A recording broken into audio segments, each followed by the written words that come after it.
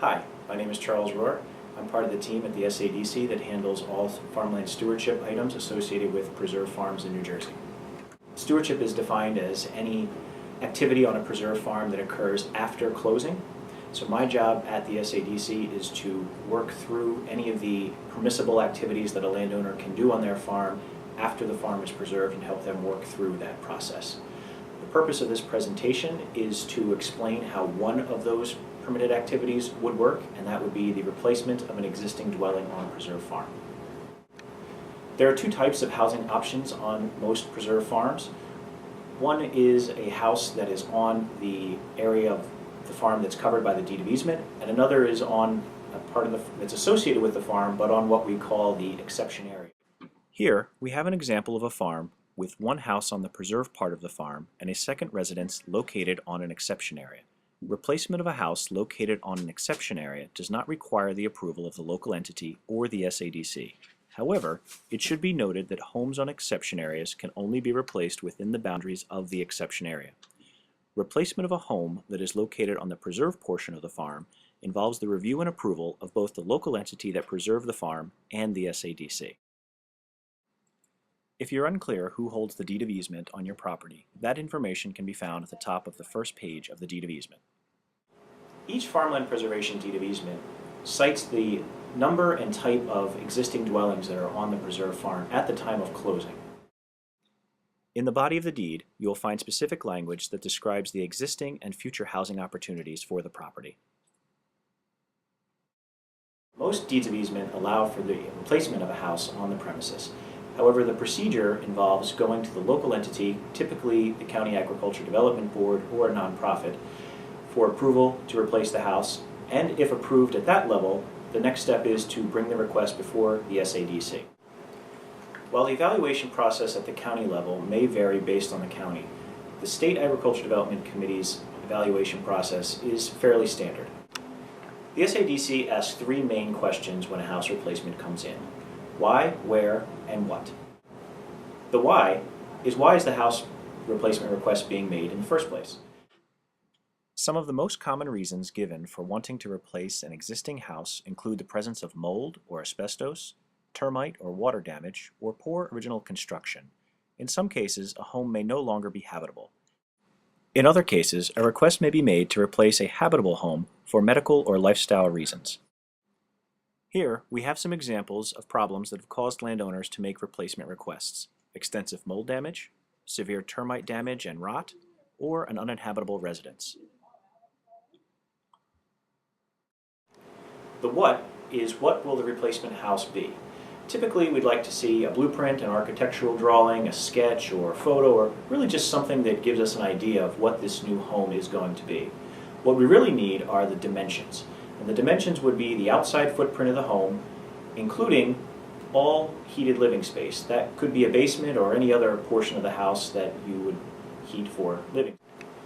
Typically, a house replacement request is a fairly uncomplicated process. Procedure-wise, a landowner should submit a written request to the entity that preserved their farm, either the CDB or a nonprofit.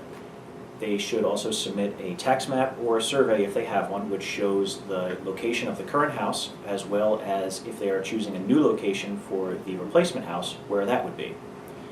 Additionally, it helps if you have an architectural drawing, a blueprint, a sketch, a photo, or really any kind of document that identifies what the new house will look like with dimensions, so that we have a size on what the new house will be.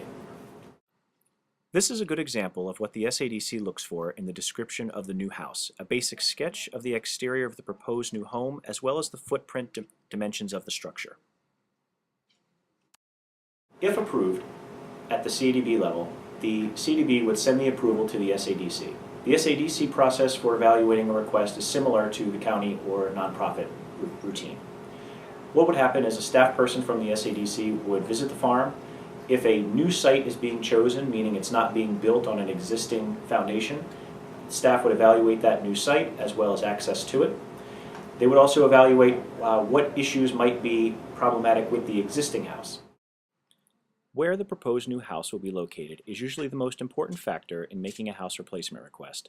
Locations which take as little land out of production and do not interfere with the ability to efficiently farm the premises are given the greatest consideration. In this example, the house lies on the preserved area of the farm, or what is commonly referred to as the premises in the deed of easement. In this case, the landowner wanted to replace the house because its limited size and years of abandonment made renovation cost prohibitive. The landowner requested to build the new home very close to the existing house site and within an existing yard area. This area was used as the side yard for the existing house and was partially covered in gravel and used for parking.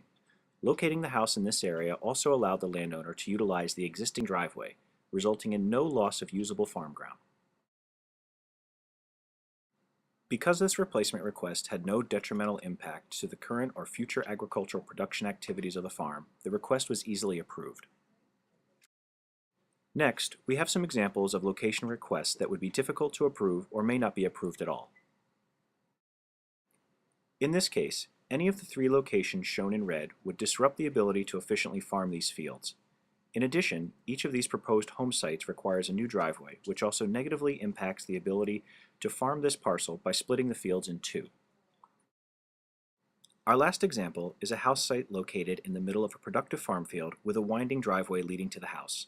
The house location, as well as the driveway, would both have significant negative impacts on the ability to efficiently farm this field and the overall property. I have in front of me a copy of a recent request that was just made to the SADC. And like I said, it's fairly simple. The request came in, it's just a typewritten letter from the landowner explaining where their farm is and what the house replacement request would be. Copy of an elevation of what the house would look like, as well as the dimensions of the different rooms of the house, so we know how large the house would be. And in this case, the landowner had a copy of their farmland preservation survey, in which they just sketched out where the new house location was going to be. Submit those three things to us, and the process starts. Because approval is needed by both the local level and the SADC, you'll have to wait till both approvals are finalized before the approval is valid. Timing-wise, the SADC meets once a month, and most CADBs also meet once a month. Depending on the time of submission, the landowner probably would wait between 30 to 60 days from date of submission to completion. Both CADB and SADC meetings are public meetings, and typically with house replacement requests, the decision is made at the meeting that it's scheduled at. So because they're a public meeting, you're welcome and encouraged to attend. Approvals for house replacement requests are valid for 3 years from the date of approval. If construction of the new house has not begun within 3 years, the request must be resubmitted for consideration.